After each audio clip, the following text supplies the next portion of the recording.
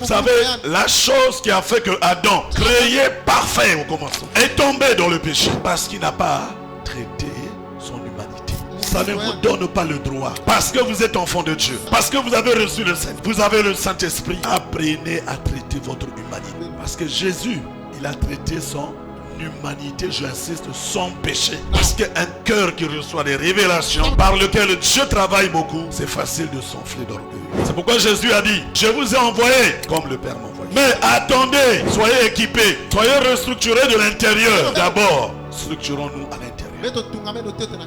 En réalité, nous ne devrions pas parler des choses ou communiquer des choses à autrui que nous n'avons pas nous-mêmes bâti en nous. Des fois, on n'a même pas bâti l'obéissance en nous, on dit aux autres d'être obéissants. Parce que tu t'appuies sur ton appel, tu t'appuies sur le ministère, tu t'appuies parce que tu as eu des visions. Non, ça c'est l'esprit pharisien.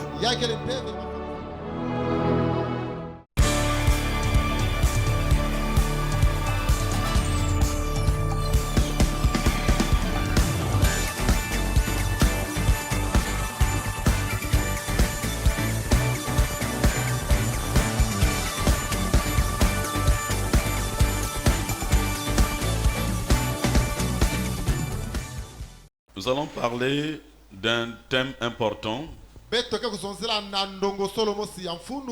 sur les implications du mandat apostolique. Certainement, vous aviez eu connaissance de ce titre au cours de la semaine. Je voudrais que ce message reste gravé pour le reste du processus.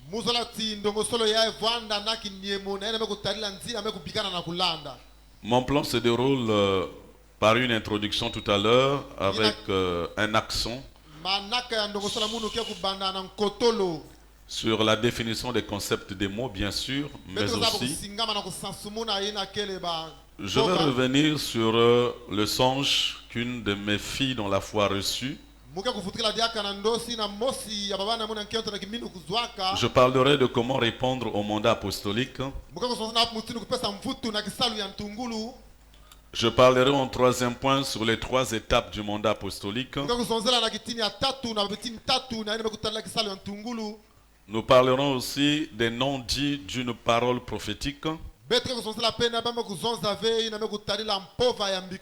Et nous allons conclure, mais c'est sûr pas aujourd'hui. Parce que vu la qualité des choses qu'il faut libérer, je préfère le faire en 2 sessions. Lorsque je fais passer un message ou quelque chose dans la famille Israël, ça veut dire que cette chose-là est capitale et significative. Même si ça ne vient pas d'un ancien, même si ça ne vient pas de moi, même si ça vient de quelqu'un d'autre qui est un fils, c'est qu'il y a quelque chose que Dieu veut libérer à travers ce message. Et j'aimerais exhorter le peuple de Dieu à ne pas avoir des schémas préétablis. Tout à l'heure, des filles se sont levées pour prier. Peut-être dans ta tête, tu t'attends que ce soit le pasteur ou un ancien. Dieu ne fonctionne pas comme ça. Dieu, on ne peut pas sonder ses voies. On ne peut pas comprendre. C'est à nous d'avoir le discernement. Parce que lorsque je fais passer un message donné par un fils ou un songe reçu par une fille, peu importe ce que la personne est dans la maison, c'est parce que je vois quelque chose que Dieu a libéré. Dieu, pour parler aux hommes, il est libre d'utiliser qui il veut. Il a utilisé Pharaon qui était un grand païen qui ne connaissait même pas Dieu. Dieu lui a révélé le plan de ce que l'humanité devait être pendant 14 années. Il y a eu un fils de Dieu qui est venu décoder cela. Il y a un autre roi plus païen qu'on appelle Nebuchadnezzar. Dieu lui a donné un songe. Je parle de Dieu qui donne des songes, pas à des serviteurs, même à des païens. Le songe de Nebuchadnezzar portait sur les 4 royaumes, dont le dernier qui est le royaume romain. C'était un païen. Mais Dieu lui a révélé cela. Et il faut qu'il y ait des fils de Dieu, des serviteurs de Dieu, capables de discerner que ça c'est Dieu qui parle, peu importe qui l'utilise. Lorsque vous attendez à ce que Dieu utilise les choses d'une certaine manière, Dieu ne fera pas à votre manière. Dieu ne fait jamais à notre manière. Il fait toujours à sa manière. Il a ses méthodes qui sont loin de nos méthodes et de nos schémas. J'avais demandé aux gens de me donner un retour sur cette chanson. Sur près de 140 personnes adultes ou âgées que nous sommes ici, à peine 14 m'ont fait un retour. Il y a un ancien qui a dit: papa, c'est tellement profond ce message, je préfère faire mon intervention sur un diapo. Il a fait un diapo de près de 5. Et j'ai vu la pertinence des choses qu'il a dit. Ce que je voulais, c'est évaluer un peu la compréhension, le degré que vous aviez pour analyser certaines choses. Car cela ne tient. Ce matin, je vais faire le devoir de repasser un peu sur cette songe-là. Je ne vais pas le répéter parce que j'ai donné la possibilité à tout le monde de l'écouter. Mais il y a quelque chose que j'ai trouvé fondamental. C'est ce que certains fils, lorsqu'ils m'ont écrit en inbox, ils sont revenus sur cette parabole. Et c'est de ça que je vais parler. La parabole des 10 vierges. Vous avez vu juste tous ceux qui m'ont parlé du parabole de vierges. 10 vierges. Évidemment, ce songe-là, qui concerne la famille, parce qu'il était question d'une maison. Baït, c'est la famille, c'est la maison que nous sommes. Et cette maison, nous étions dans une grande cour. La grande cour, c'est l'image de notre processus que nous avions accompli avec le Seigneur. Et nous sommes arrivés à un temps où nous attendions un autre voyage. C'est l'image de notre attente de la moisson. Avec effectivement ce que nous avions connu dans le contexte un peu de la semaille accélérée. C'était une attente d'une saison qui est arrivée. Et la sœur a dit: j'ai ouvert la porte. Nous avions suivi un couloir. Je voudrais vous dire, il y a une différence entre des songes codés et des visions codées et des visions aussi naturellement. Le songe de papa de Jésus, Joseph, il n'y avait rien à décoder là-dedans. Il a eu un songe et Dieu lui a dit: prends ta femme et l'enfant descend en Égypte. C'était un songe. Il n'y avait rien qui était codé là-dedans. Dieu a parlé une fois à Salomon. C'était un songe. Il a eu une interaction avec Salomon. Il lui a dit: qu'est-ce que tu veux que je fasse? Demande ce que tu veux. Il a demandé ce que Dieu lui a donné exactement. C'était un songe qui n'était pas codé. Mais le songe que la sœur a reçu, c'est un songe qui est codé. Il faut le décoder. Et je bénis simplement le Seigneur que ce n'est pas un païen qui l'a reçu, c'est un fils de la maison. Parce que le Seigneur m'a dit certainement, de façon précise, que tes fils et tes filles prophétiseront. Tes jeunes gens auront des visions. Tes vieillards auront des songes. Donc je bénis le Seigneur qui veille sur sa parole. Il est libre de me donner des fils qui prophétisent, des gens qui ont des visions. Parce que ce n'est pas moi, c'est eux qui doivent prophétiser. Il est dit, c'est tes fils qui vont prophétiser. C'est tes jeunes gens qui auront des visions. Tes vieillards, tous ceux qui sont dans ta filiation en tant que père établi. Et c'est ainsi quand j'ai regardé, j'ai pu constater, évidemment, le fait de passer dans ce tunnel de la même maison était notre transition. La transition vers la nouvelle saison dans laquelle nous sommes. Évidemment, ça a été comme une surprise. Elle a dit même dans la vision, tu as préparé tout ça. Tu as pris tout le temps. Cela indique quelque chose d'important que je voudrais souligner. Il n'y a pas une saison aussi stratégique, aussi magnifique, aussi dangereuse que la saison de la moisson dans laquelle nous sommes. Parce qu'en réalité, tout notre processus, tout ce que nous avions connu, nous ont menés à là. Dieu nous a préparés à là. Pour arriver à l'instant où nous sommes arrivés. C'est une saison décisive. Je vous dirai pourquoi.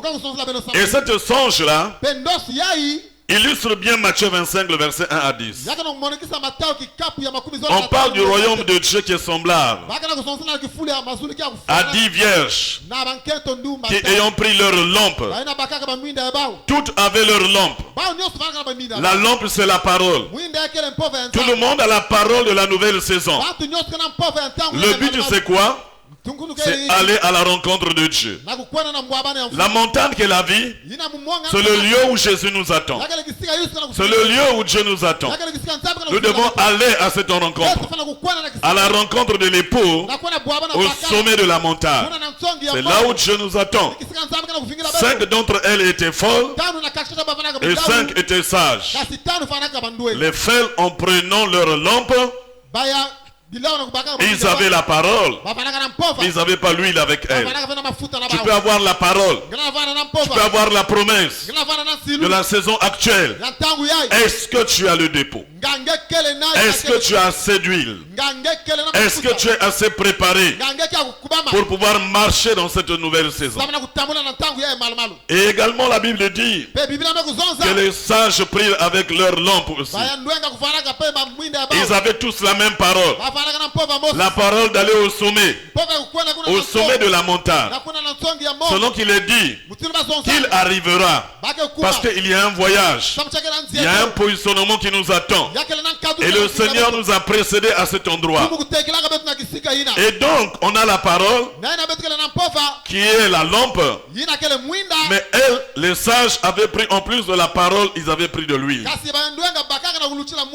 Et de l'huile dans les vases. Et c'est l'image de cette période de préparation où les ressources nous sont données, des ressources nouvelles, l'image des voitures que vous avez vues. Mais il y a un engagement personnel de préparation pour chacun d'entre nous. Je ne sais pas comment tu te prépares, je ne sais pas comment tu es défini. Il ne suffit pas d'avoir la parole, la promesse de la moisson, mais comment tu es défini à l'intérieur. Et ça, c'est très important. C'est pourquoi il y a une relation entre l'essence et l'huile. Il y a une relation entre l'essence et l'huile. Parce que dans la vision, elle avait vu, il y a des gens qui n'avaient pris l'essence qu'il fallait. Et même moi, ce que j'avais était programmé pour ce trajet. Il n'y avait pas possible d'en donner à quelqu'un. Donc chacun devait se faire ses réserves. Dès le départ, c'est ça qu'on appelle la préparation. C'est ça l'image que Dieu nous a montrée. Il y en a qui ont regardé. Il y en a qui se sont préparés. Je reviendrai là-dessus avec un autre voice pour vous donner plus de détails. Mais la chose importante, la préparation là, les nouvelles voitures là, c'est le premier pilier de la moisson. La qualité de la sémaille.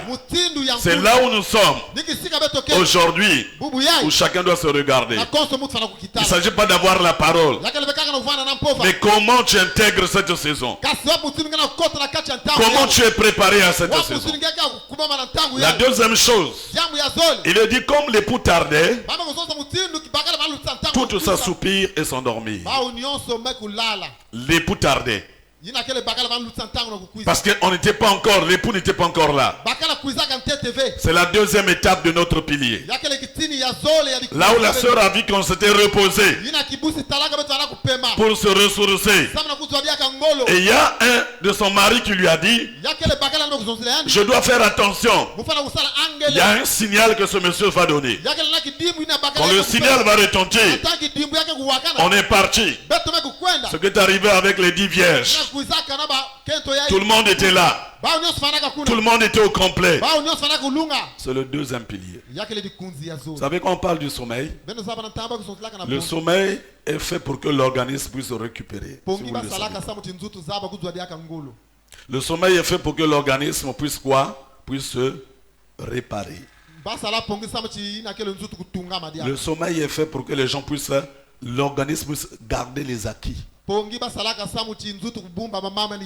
c'est ce que je disais, prenez des fruits. Refaites-vous. Prenez des ressources. C'est ça le deuxième pilier. Et après, il y a un signal qui est donné. Au milieu de la nuit, on cria. Voici l'époux. C'est le signal que l'autre a vu. Qu'il va donner un signal. Il faut qu'on soit attentif. Et quand le signal a été donné, voici l'époux aller à sa rencontre. Alors toutes ces vierges se réveillèrent et préparèrent leurs lampes. L'effort de dire aux sages, donnez-nous en votre huile, car nos lampes s'éteignent. Les sages répondirent, non, il n'y en aura pas assez pour nous et pour vous. C'est la réponse que j'ai donnée quand nous étions à la montagne. Le carburant que j'ai mis là, c'est pas pour vous. C'est mon carburant par rapport à mon trajet. Et là, je ne peux pas vous donner. Comment on va faire? Il a dit, allez plutôt chez ceux qui en vendent et achetez-en pour vous. Pendant qu'elles allaient en acheter, l'époux arriva. Celle qui était prête entra. C'est la validation. Avec lui dans la salle des noces. Et la porte fut fermée. La suite, il a dit quoi? Que les autres, quand ils sont venus, la porte était fermée. Cette parabole-là, je ne peux pas expliquer quelque chose sans le référer à la parole de Dieu. Ce que la sœur a vu, c'est la réalité de notre prochain voyage. Donc ne prenez pas les choses à la légère. Ce n'est pas un jeu ce qui se passe. C'est pourquoi j'ai pris le soin de vous parler du mandat apostolique. C'est vrai que nous allons le faire en 2 sessions. Le mot mandat signifie une mission, une charge, une responsabilité, une autorisation confiée à quelqu'un pour accomplir une tâche. Mandat, c'est une mission. Mandat, c'est une charge. Le Seigneur m'a donné une charge. Développer les fils. Les emmener à la maturité. C'est le mandat que j'ai. Apostolique est un mot qui est dérivé de l'apôtre. Cela signifie envoyer ou messager. Donc, quand on parle de quelque chose d'apostolique, ça veut dire envoyer. Ça veut dire messager. Alors, de façon simplifiée, nous pouvons convenir que le mandat apostolique est une mission, une charge, une responsabilité confiée à ceux que Dieu envoie. Dieu nous envoie pour accomplir une tâche dans l'intérêt de son royaume. Alors, dans la nature de l'église même, que ce soit l'église, que ce soit les fils de Dieu, que ce soit les disciples, nous sommes par nature apostolique. Il faut retenir cela. Je n'ai pas dit que nous sommes des apôtres. Non, nous sommes envoyés en mission. Une tâche pour accomplir cela. Dans Jean chapitre 20, le verset 19 à 21. Nous sommes à la veille de la résurrection de Jésus. Donc Jésus est déjà réveillé. Il est réveillé des morts. Il est ressuscité. Les disciples avaient peur. Ils se cachaient dans la maison. Et le soir de ce jour-là, qui était le premier de la semaine, les portes des lieux où se trouvaient les disciples étant fermées à cause de la crainte qu'ils avaient des Juifs. Jésus vint, se présenta au milieu d'eux et leur dit: la paix soit avec vous. Et quand je lui dis cela, il leur montra ses mains et son côté. Les disciples furent dans la joie en voyant le Seigneur. Jésus leur dit de nouveau: la paix soit avec vous. Comme le Père m'a envoyé, moi aussi je vous envoie. Vous voyez la déclaration de Jésus? Il parle aux disciples, pas aux apôtres seulement. Les disciples étaient dans la maison. Lorsqu'ils l'ont vu, ils étaient dans la joie. Et Jésus dit de nouveau: la paix soit avec vous. Comme le Père m'a envoyé, moi aussi je vous envoie. Cette déclaration de Jésus est faite à l'endroit des disciples, comme je l'ai dit, et non des apôtres. Donc le Fils est envoyé par le Père. Jésus a été envoyé par le Père. Il disait souvent: c'est le Père qui m'a envoyé. C'est le Père qui m'a envoyé. Et Jésus reproduit le même modèle qu'il a vu dans le Père.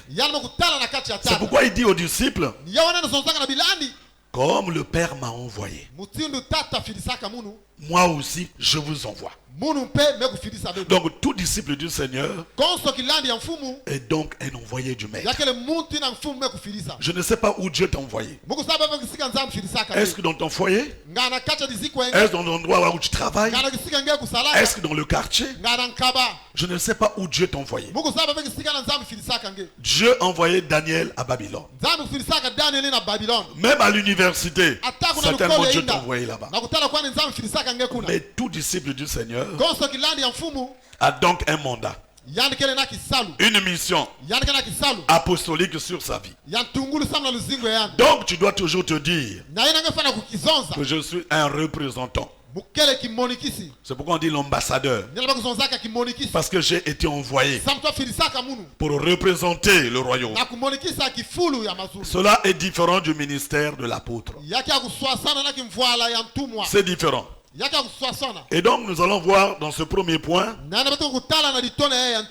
comment répondre au mandat apostolique. Parce que Jésus nous envoie. C'est un mandat. Mais comment répondre à ce mandat? Suivez très bien. Dans la plupart des cas, lorsque les gens reçoivent l'appel de Dieu pour un service donné, quel qu'il soit, Dieu peut t'appeler à l'adoration. Il peut t'appeler à l'intercession. Il peut t'appeler dans le monde. Le problème, c'est que les gens se précipitent au service. Parce qu'ils ont reçu l'appel. Et ils commencent les activités. Ça fut le cas de Moïse. Quand Dieu a appelé Moïse, son mandat était vrai. Lorsque Dieu s'est révélé à lui. Mais il a voulu se précipiter. Au lieu d'attendre. Il a le mandat. Le mandat soit-il légitime. C'est Dieu qui m'a appelé. C'est Dieu qui m'a montré tout ça. Il m'a dit, va mon fils. Il s'est précipité. C'est l'erreur que les gens font. Lorsque Jésus a fini de dire aux apôtres, comme le Père m'a envoyé, moi aussi je vous envoie. Il a ajouté quelque chose auquel les gens ne font pas souvent attention. Dans Actes chapitre 1er, le verset 4 et le verset 8, il est dit ceci. Comme Jésus se retrouvait avec eux, il leur recommanda de ne pas s'éloigner de Jérusalem, mais d'attendre. D'attendre ce que le Père avait promis, ce que je vous ai annoncé, leur dit-il. Vous savez ce que Jésus a dit? Vous recevrez une puissance. Le Saint-Esprit survenant sur vous. Et vous serez mes témoins à Jérusalem, dans toute la Judée, dans la Samarie, jusqu'aux extrémités de la terre. Ils avaient l'appel. Ils avaient le mandat. Jésus a dit, je vous envoie. Comme mon Père m'a envoyé. Mais ils ne se sont pas précipités. Pour éviter de se précipiter, Jésus a dit, attendez. Parce que lui-même, Jésus, il ne s'est pas précipité. Il a aussi attendu. Malgré le fait qu'il était conscient de sa mission. Il savait ce qu'il représentait. Il savait pourquoi il était né. Mais il a voulu d'abord traiter son humanité. Une humanité qu'il avait. Il est venu dans la chair humaine. Il n'a pas voulu se précipiter. Dieu voulait lui dire de traiter son humanité d'abord. Vous savez, la chose qui a fait que Adam, créé parfait au commencement, est tombé dans le péché parce qu'il n'a pas traité son humanité. Ça ne vous donne pas le droit, parce que vous êtes enfant de Dieu, parce que vous avez reçu le Seigneur, vous avez le Saint-Esprit. Apprenez à traiter votre humanité, parce que Jésus, il a traité son humanité, j'insiste, son péché. Lui n'avait pas de péché, mais il nous donne un modèle. Traitez d'abord son humanité. Dans Luc chapitre 2, le verset 46 à 45, c'est un épisode de la vie de Jésus. Adolescent, il avait 12 ans. Il était en voyage avec son père et sa mère. Au bout de 3 jours, Luc chapitre 2, le verset 46 à 51. Au bout de 3 jours, Marie et Joseph le trouvèrent dans le temple, assis au milieu des docteurs, les écoutant et les interrogeant. Un enfant de 12 ans. Au milieu des docteurs, les gens qui représentaient la sommité de la connaissance. Il les écoute, il leur pose des questions. Tous ceux qui l'entendaient étaient frappés de son intelligence et de ses réponses. Quand ses parents le virent, ils furent saisis d'étonnement. Et sa mère lui dit, mon enfant, pourquoi as-tu agi de la sorte avec nous? Voici ton père et moi, nous te cherchons avec angoisse. Il leur dit, pourquoi me cherchez-vous? Ne savez-vous pas qu'il faut que je m'occupe des affaires de mon père? Parce que mon père m'a envoyé. Ne le savez-vous pas que le Père m'a envoyé? Et il faut que je m'occupe des affaires de mon Père. Il y a un mais. Mais il ne comprit pas ce qu'il leur disait. Puis, qu'est-ce qu'il a dit? Il n'a pas fait que je reste. Après tout, je suis appelé. Je suis envoyé. Il a lui-même commencé par appliquer ce qu'il a dit aux apôtres. Attendez. La Bible dit quoi? Amen. Et il leur était soumis. Jésus est en train de traiter son humanité, son péché. En se soumettant à Marie et Joseph, qui veillaient sur lui physiquement, mais qui étaient aussi ses parents spirituels. Il a traité son humanité par les choses qu'il a souffertes, dit la parole. 12 ans est passé, 19 ans, jusqu'à 30 ans environ. Quand le ciel a dit, celui-ci est mon fils, en qui j'ai mis tout mon, c'est là où les choses ont commencé. Mais beaucoup de gens se précipitent. Même pour ceux qui sont déjà dans le ministère, entre guillemets, nous devons traiter de façon continuelle même les pensées de nos cœurs. On a vu tout à l'heure l'image de Jonas. Il a écouté la voix de Dieu, mais son cœur était rongé par la haine contre les habitants de Ninive. C'est pourquoi il n'est pas parti là-bas. Tu peux recevoir une parole de Dieu, une vision de Dieu, mais est-ce que ton cœur est traité? Quelles sont les motivations de ton cœur? Vous savez, les choses que je reçois, les choses que j'enseigne, si mon cœur n'est pas traité, je peux manipuler les gens. Le vrai problème, ce n'est pas d'avoir la parole, de ne pas avoir la révélation, mais ton cœur, les motivations profondes, les motivations réelles.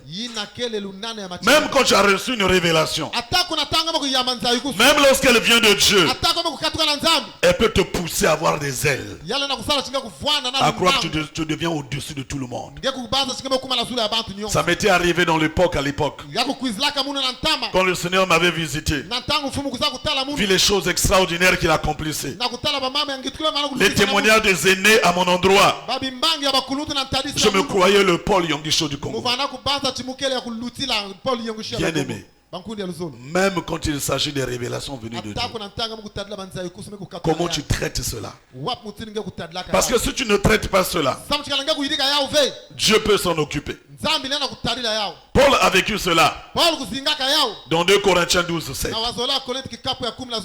Il a reçu des révélations qui n'était pas à la portée de tout le monde. Son cœur a bougé. Qu'est-ce qu'il dit?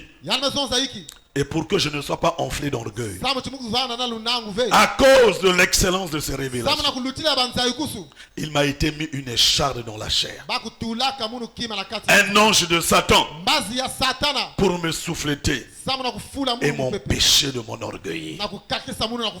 Parce qu'un cœur qui reçoit des révélations, un cœur par lequel Dieu travaille beaucoup, c'est facile de s'enfler d'orgueil. Si tu n'as pas l'humilité de traiter ton cœur et d'accepter simplement que tu es un ouvrier que Dieu a choisi, par sa grâce bien sûr. Le mandat apostolique ne commence pas par les activités, mais par une restructuration interne de sa vie. D'abord, Dieu m'envoie, tu cours d'abord. Quand Dieu a envoyé Moïse pour délivrer Israël, il devait qu'il arrange certaines choses avant de partir. Lui, il a vu la grandeur de la vision. Un ange m'a parlé. C'était authentique. Dieu est descendu. Des miracles ont été faits. Le bâton a été transformé. J'ai mis la main, je sors la lèpre. Qu'est-ce qui me reste encore à faire? Partir? Non. Il devait d'abord attendre. Regardez. Examinez son environnement. Est-ce que je peux partir maintenant? Il est parti sans avoir circoncis son fils. Le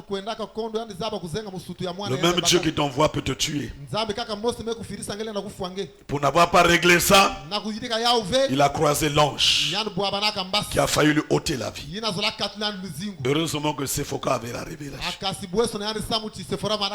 C'est pourquoi Jésus a dit, je vous ai envoyé comme le Père m'a envoyé. Mais attendez, ne vous précipitez pas. Soyez équipés.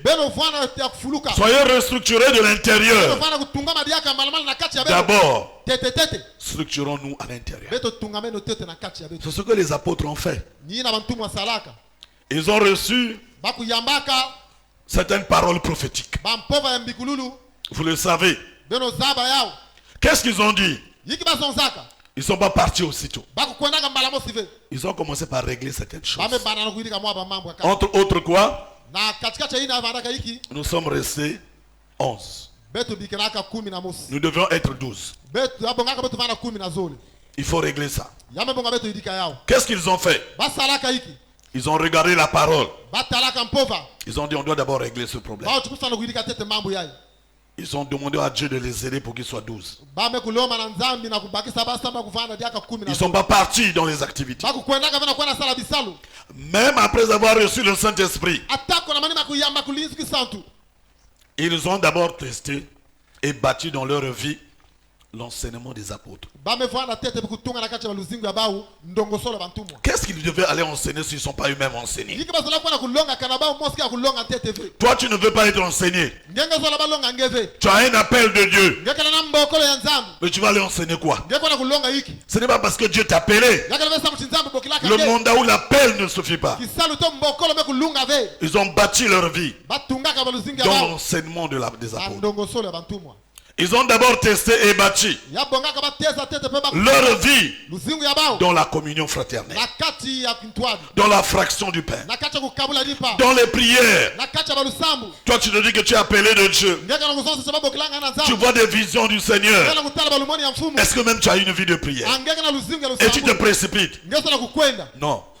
Eux, ils ont d'abord testé ça. Même le partage des biens, la libéralité.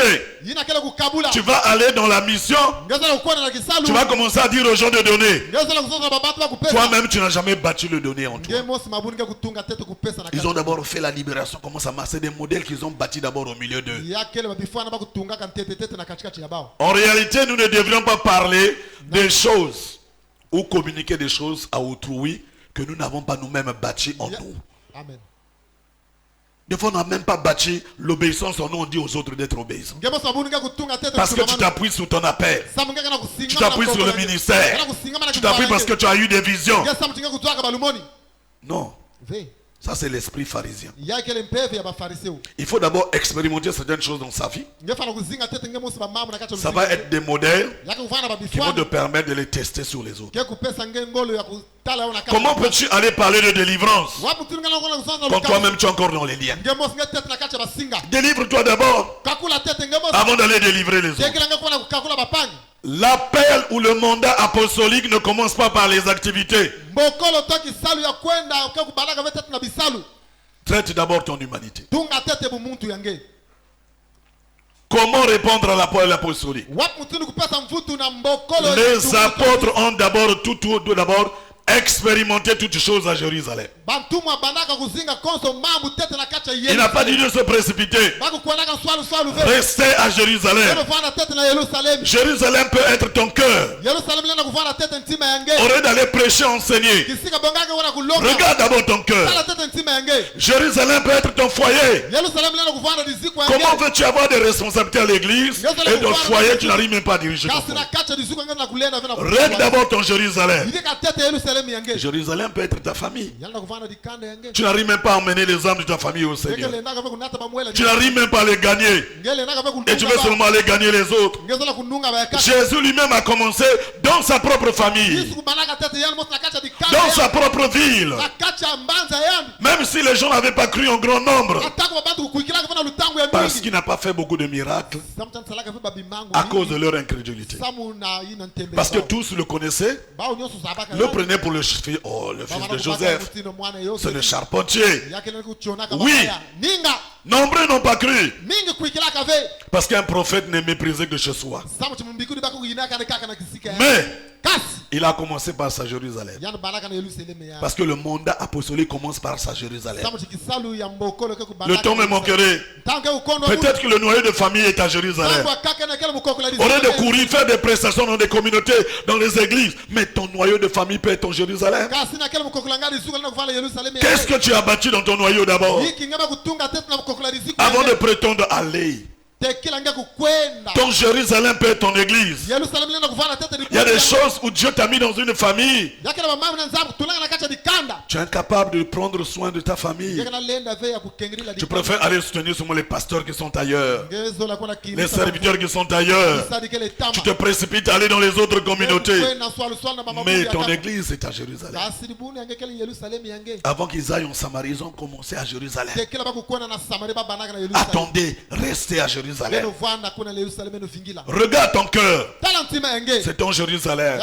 Regarde ton foyer, c'est ton Jérusalem. Regarde ta famille, regarde ton noyau de famille, regarde ton secteur, c'est ton Jérusalem. David n'a pas commencé par tuer Goliath sur le champ où tout le monde était là, l'armée. Il n'était même pas connu. Il paissait les troupeaux de son père. Les brebis ne lui appartenaient même pas. Il était le gérant. Il disait pas non, c'est les brebis de mon père, tant pis, bon, lui n'a qu'à faire le travail. Quand le lion venait attaquer, il disait pas, papa n'a qu'à venir devant. Il prenait, il courait, il dit que je pourrais, j'arrachais. C'est son Jérusalem où il a appris à vaincre, où il a appris à gagner, à terrasser. Personne n'était au courant. C'était son Jérusalem. Pourquoi tu veux t'exhiber? Pourquoi tu veux que tout le monde sache ce que tu fais? Reste dans Jérusalem. Le temps viendra, Dieu te sortira de là. C'est très important, bien aimé. Le mandat apostolique, comment tu dois y répondre? C'est important, bien aimé. Les pharisiens disent quoi? Ils disent certaines choses, mais ils ne le font pas. Bâtis d'abord dans ta vie des modèles, des principes, avant d'en parler aux autres. C'est pourquoi Jésus a dit, ôte premièrement, nettoie premièrement ton intérieur, afin que l'extérieur soit net. Et nous nous précipitons, toujours en train de regarder les autres. C'est un tel qui a tort, c'est à cause d'un tel. Mais toi-même, est-ce que tu as regardé ton Jérusalem? Vous savez, Joseph, en son temps, après avoir reçu les songes, les visions concernant son mandat et son appel, Dieu a fait quoi? Aussitôt, il l'a mis dans un processus. Ce que j'appelle un processus de redéfinition. Un processus de restructuration interne. Il a vécu des situations compliquées. L'appel était authentique. Les visions étaient claires. Mais on ne commence pas comme ça. Il y a des choses qu'il faut régler. Si tu ne les règles pas, Dieu va commencer par les régler. C'était l'enfant chéri de son père. Il avait une tunique multicolore que portaient les princes. Les frères ont commencé par lui arracher cette gloire-là. Je pense que parce que tu es porteur des desseins de Dieu, les gens veulent voir les choses aussi facilement avancer. Comme si le diable n'existe pas. Comme si les démons n'existent pas. Et tu veux que les choses se passent comme ça. Non. Tu attends. Traite ton cœur. Si tu ne peux pas traiter ton cœur, Dieu va s'occuper de ça. Il y a des situations de fois qu'on traverse. Ce n'est pas le diable de fois. C'est Dieu qui autorise. Dieu a autorisé que le diable puisse attaquer Job. Parce qu'il visait un but. Dieu peut permettre ces choses dans ta vie. Parce qu'il vise un but. Parce qu'il a su que ton cœur n'a pas été. La force pour monter, c'est le cœur. Si tu as beaucoup d'huile, beaucoup de grâce, la grâce ne vient pas comme ça dans la vie de quelqu'un. Il vient dans un cœur qui est ajusté, aligné aux intentions de Dieu. Là, tu peux être plein de vases, plein d'huile, pour pouvoir avancer efficacement. Mais si dans ton cœur il y a plein de choses, il y a la haine à gauche, il y a la haine à droite, il y a la jalousie, même quand tu veux mettre l'huile, c'est seulement un peu. L'autre partie est occupée par les restes. Et tu veux faire le voyage avec nous, tu vas t'arrêter au bout de la montagne. En d'autres termes, qu'est-ce que je veux dire? À travers le parcours de la vie de Joseph, ce que j'ai admiré chez Joseph, ce que je trouve que Joseph c'est un homme de Dieu, qu'il connaissait le Seigneur. Joseph a analysé son parcours. Depuis les visions qu'il avait reçues, ses frères qui l'ont vendu, qui ont même failli le tuer, il a regardé ça avec une capacité d'analyse. Il s'est tenu dans la perspective divine et non humaine. Il s'est tenu dans la perspective divine.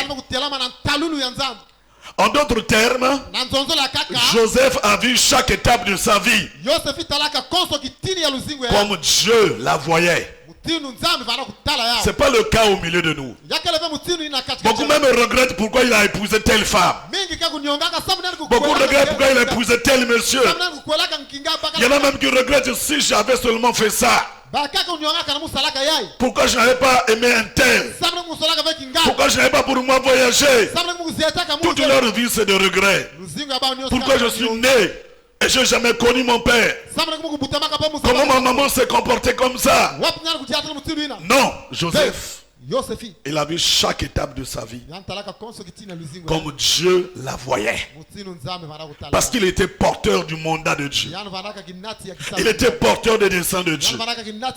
Et il a eu une compréhension claire à travers son parcours des voies de Dieu et de son mandat pour sa vie.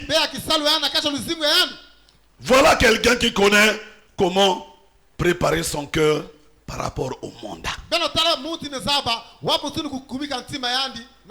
Il avait un mandat de Dieu. Il avait l'appel de Dieu. Mais quand il est arrivé au bout de son processus, j'ai aimé ce texte, je veux le lire. Genèse chapitre 45, le verset 5 à 8. J'ai l'impression comme c'est maintenant que je lis la Bible. Joseph dit à ses frères, il s'agit de ses frères qui l'ont haï, qui ont failli le tuer, qui l'ont vendu. Quand il a vu ses frères qui l'ont reconnu, il dit approchez-vous de moi. Et ils s'approchèrent. Il dit je suis Joseph, votre frère, que vous avez vendu pour être mené en Égypte. C'est vous qui m'avez vendu. Dieu est esprit. Il pouvait se servir que des hommes. Vous m'avez vendu. Mais maintenant là, ne vous affligez pas. Maintenant là, ne soyez pas fâchés de m'avoir vendu. Vous avez bien fait de m'avoir vendu pour être conduit ici.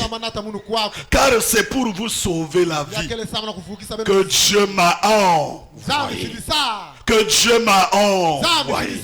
C'est Dieu m'a envoyé. Le mandat apostolique commence par réglementer son cœur. Alléluia. Il n'a pas gardé toutes ces années la haine. Je suis des fois, je frémis quand j'entends certains fils de Dieu rappeler des choses. Il y en a même qui regrettent le fait qu'ils ont cotisé pour construire un temple de Dieu. Il y en a même qui disent, comment ce pasteur-là, il est mauvais. Si je suis devenu... Les gens sont restés à des hommes, à des événements, à des situations. Mais Joseph, porteur du mandat de Dieu, s'est tenu dans la perspective divine. Quand tu as un cœur comme ça, il n'y a pas de haine. Les gens me disent, comment tu fais pour aimer?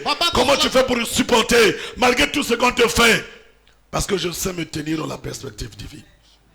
Quand les gens partent, ça ne me dérange pas. Je me tiens dans la perspective, je peux analyser, Seigneur, tu sais pourquoi tu as fait ça. Il dit, ce n'est pas vous.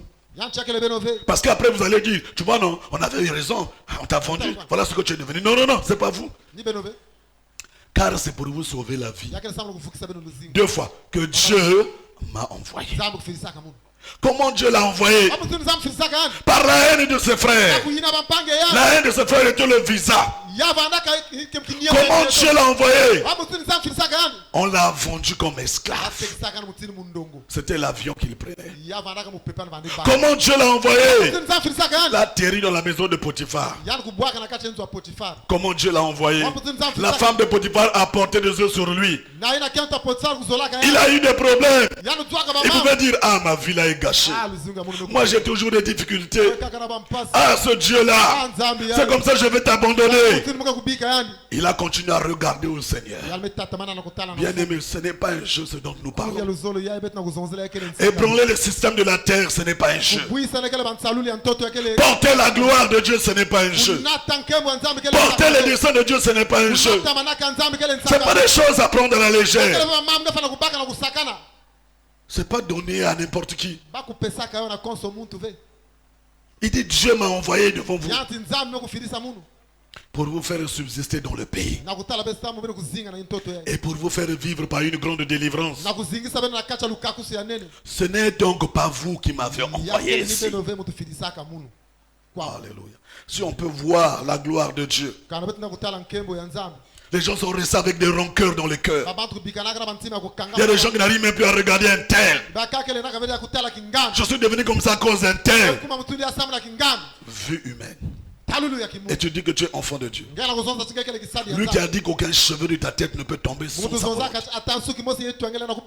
Comme si Dieu est absent de ta vie, quoi. Il dit, ce n'est pas donc vous qui m'avez envoyé ici. 3 fois il savait de quoi il parlait. J'ai le mandat apostolique. C'est pas vous, mais c'est Dieu. Pour preuve. Bon, vous pouvez accepter que oui, c'est vrai, grâce à nous on t'a vendu, d'accord. Mais être aussi le père de Pharaon, c'est vous. Est-ce que ça c'est vous? C'est pas vous. Donc ça prouve bien que c'est Dieu. Et ce Dieu-là m'a établi père de Pharaon, maître de toute sa maison, et gouverneur du pays d'Égypte. Bien aimé, ne tombez mon cœur. Le processus personnel de Joseph, qui était fait d'adversité, de difficulté, d'élévation momentanée, de calomnie, de prison, d'ingratitude et d'oubli, a configuré son cœur. Pas dans le mauvais sens comme je vois des gens ici, où les gens sont restés avec la haine. Oh, à cause du pasteur là, à cause du frère là, c'est à cause de cette femme. C'est pas la femme que je voulais avoir. C'est pas à cause de ce monsieur. Moi je souffre aujourd'hui. Bien aimé. Non. À chaque étape, quand il avait été haï, il continue à aimer ses frères pour être aligné avec la volonté de Dieu. Aimez vos ennemis. Lorsque s'est retrouvé dans la maison de Potiphar, calomnié, injurié, ils ne rendaient plus d'injures comme Jésus. Ils s'en remettaient au Seigneur. Quand il a été oublié dans la prison, les gens lui ont fait des promesses. Il y a des gens peut-être qui se disent, bon, moi c'est bon, je vais sortir, un tel m'a promis. Il est parti, il n'a pas tenu ses promesses. Il n'a pas haï cette personne-là. Il est resté dans la présence du Seigneur. Le plus important, c'est Dieu. Moi, je dis souvent, si je suis avec Dieu, même si Dieu m'amène en enfer, tant qu'il est avec moi là en enfer, ça me rassure. Alléluia. Si je suis avec Dieu, même si je traverse des moments difficiles, tant que Dieu est avec moi dans les moments difficiles, cela me suffit. Pas à corrompre son cœur. Parce que le Seigneur me montrait beaucoup de cœurs des serviteurs. Beaucoup de cœurs des enfants de Dieu sont pollués. Et ils attendent à recevoir de moi. Qu'est-ce que je peux faire avec vous? Oh, le mandat, Dieu nous a appelés, oui. Mais qu'est-ce que tu as fait de ton cœur? Tout ce que les gens... C'est pourquoi Paul disait, nous n'avons pas à lutter contre la chair et le sang. Les gens parlent, comme les gens parlent, moi je décide. Hey, tu as affaire aux hommes? Ou tu es en train de servir ton Dieu? Si tu donnes, donne pour ton Dieu. Tu fais pour ton Dieu. Ça ne sert pas de porter un poids inutile. Et les gens aiment dire Dieu est sous contrôle. La bouche dit Dieu est sous contrôle. Les actes montrent que tu dis Dieu m'a abandonné. Certains me diront-ils qu'il y a longtemps que tu as connu le Seigneur et que tu as connu plusieurs situations dans ta vie. Il y en a même qui prennent le temps d'accuser les pasteurs. Il y en a qui accusent même les frères, même la famille ou les collègues. Mais ce que tu es devenu, c'est parce que tu es passé par ce chemin-là. Ce que tu es devenu, c'est parce que tu es passé par ce chemin.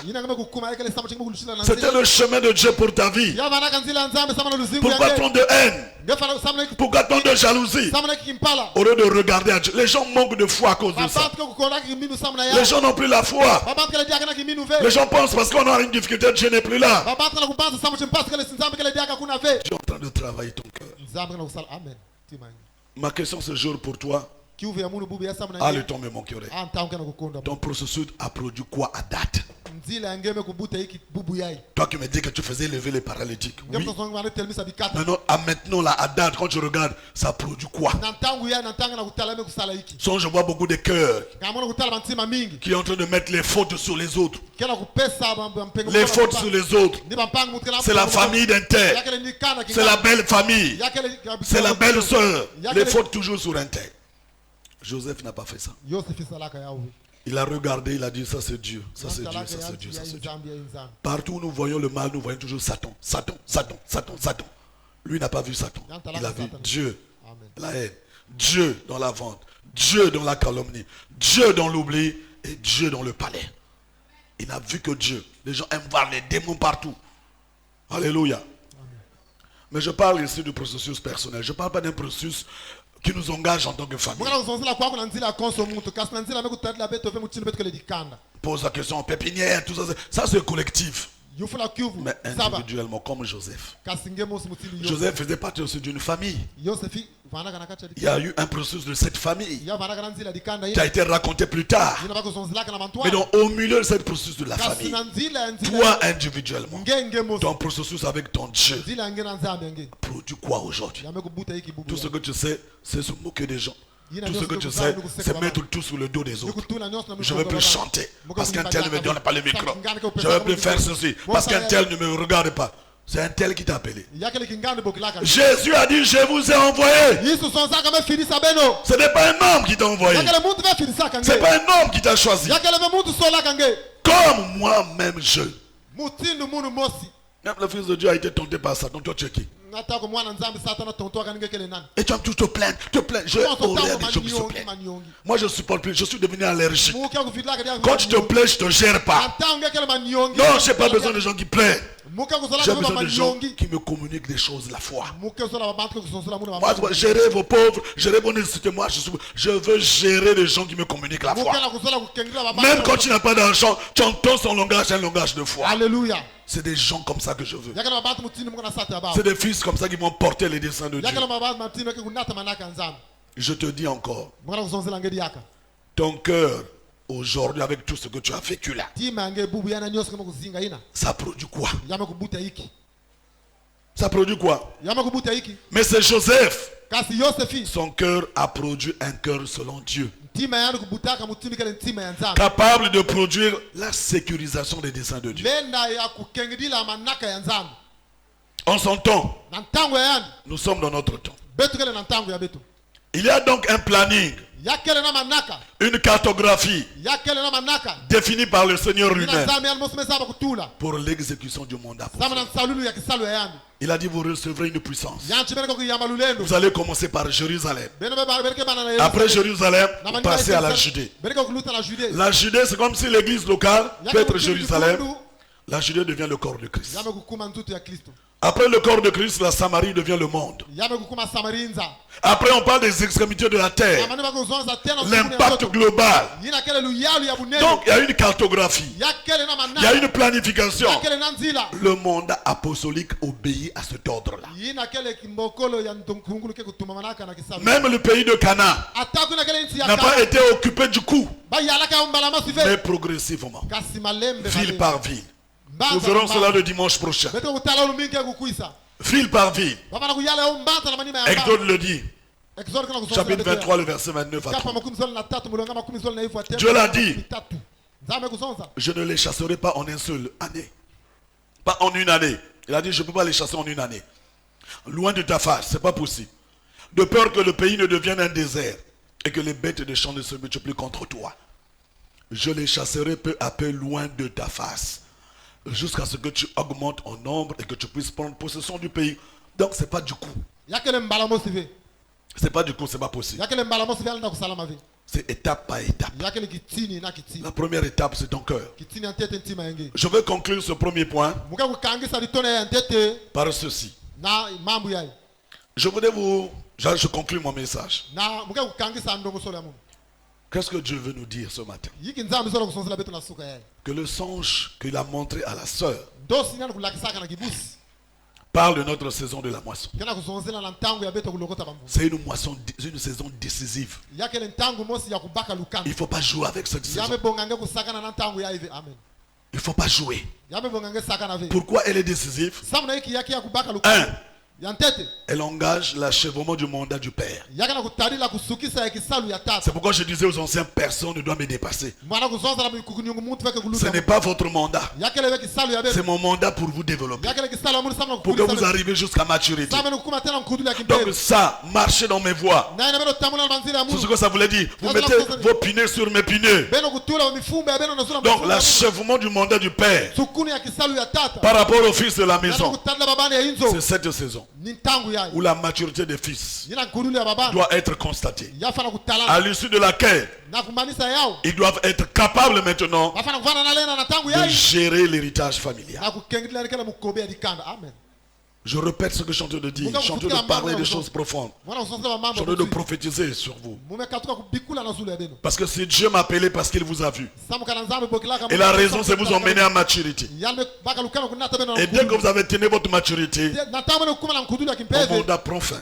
kisalo mungu kumanisa À moins que Dieu me donne un autre mandat. na kutala kwa nzambe kupesa mungu À ce kisalo moment-là, vous pouvez vous occuper de l'héritage familial. ntango ina beno na kukengedila nikela mukobe ya Parce que dikanda quand un enfant devient mature, samu na ntango mwana ke il kukula peut gérer l'héritage. yani nana kukengedila Mais tant qu'il mukobe n'est pas mature, il ne peut kana pas. mwana kula ndalenda ve C'est pourquoi Dieu nous attend au sommet de la montagne. na nzambe kana kufungira betu na nsongi ya La sœur mbongo disait une grande montagne. ibusi bana kuzonza mbongo ya Une ina montagne terrible. mbongo ya ngitukulu Parce que le royaume de Dieu avance au milieu de l'océan. samu chikifule nzambe ke kuendaka na kati C'est la position dans laquelle Dieu nous veut. yakele nkadulu na zule N'oublie pas ça. beno zimana ya C'est uve pas pourquoi je revenais sur ce songe. muka kufutikila diaka ya uve Ça t'interpelle et c'est toi et ton Dieu la manière dont tu vas te configurer. yakena kubena bayindi wange yakele ninge na La nzambe. deuxième chose que j'aimerais que tu retiennes. yambo ya zona musa nange kusimba Le mandat apostolique ne commence pas par les activités, kisala ya kufirisa to ya ntungule ke kubalaka na bisalu mais ve par une redéfinition d'abord de soi. kasi na ntalulu ya kati yange En traitant d'abord ton humanité, na kutongiminaka tete bumuntu en alignant ton cœur na kusungikaka à la nzima volonté yange de Dieu, na luzolo ya nzambi en rapport avec l'environnement spirituel dans lequel il t'a mis. mutindu kele kizungudili ya kimpeve na kati Beaucoup de gens ne savent pas qu'ils sont des rebelles. mingi zaba veche Aux yeux du Seigneur. na mantwale ya mfumu bakele wa La mfumu rébellion, Dieu, c'est pas quelque chose parce que tu ne pries plus. bumfutumuki yakele veche ngena usambila Je diaka vais vous donner un exemple. muka kupesa bene kifuana Quand la Bible dit femmes, soyez soumises na ntango bene kusonsa nketo bene kutumamana à votre mari, na bakala ya bene ça veut dire que Dieu est en train de juger yakele nzambe kana funda La soumission de la femme par rapport au mari. Ce que ça veut dire. Si le mari dit que ma femme est soumise, Dieu dit dans le ciel, Amen. Si tu dis que tu es soumise à Dieu, que tu bafoues tous les principes que j'établis dans la communauté en tant que père, tu peux jeûner tes 40 jours. Dieu ne voit pas les choses comme ça. Il dit que même le père sur lequel je l'ai établi, il ne peut pas lui faire confiance. Comment veut-il que je la fasse confiance? Parce que jusqu'à présent, il y a des gens qui m'ont menti, qui n'ont jamais ouvert leur cœur. Moi, je sais qu'ils m'avaient menti. Sur leur vie même. Sur leur même vie familiale. Donc j'avais ouvert mon cœur. Je crois que non, bon, le pasteur n'est au courant de rien. Mais Dieu qui te regarde, je sais que tu n'es pas digne. Parce que tu ne peux pas faire confiance au Père que je t'ai donné. C'est ça que j'appelle l'environnement spirituel. Dieu nous juge par rapport à ça. Ne soyez pas des hommes sans intelligence. La troisième chose, l'exécution du mandat apostolique demande une obéissance selon la planification du Seigneur. Il a dit d'abord Jérusalem. D'abord ton cœur. D'abord ton église. D'abord ta famille. D'abord, ensuite il y a la Judée, qui peut être l'église corps de Christ. En plus, il y a la Samarie, les nations, voire les extrémités de la terre. La question du Seigneur sur ta vie ce matin est constante. Ton processus là à date. Toi qui dis que tu connais Dieu depuis des années, ou tu connais Dieu pendant ton... a produit quoi? Quand tu te regardes, ne me regarde pas, toi-même tu te regardes devant ton Seigneur. Ce n'est pas une affaire de voir un tel m'avait fait, un tel m'avait découragé. Les gens, si ce n'est que ça, les gens nous décourageront toujours. Mais quand on a un appel du Seigneur, on sait qui nous a appelés et pour qui nous travaillons. Que Dieu vous bénisse.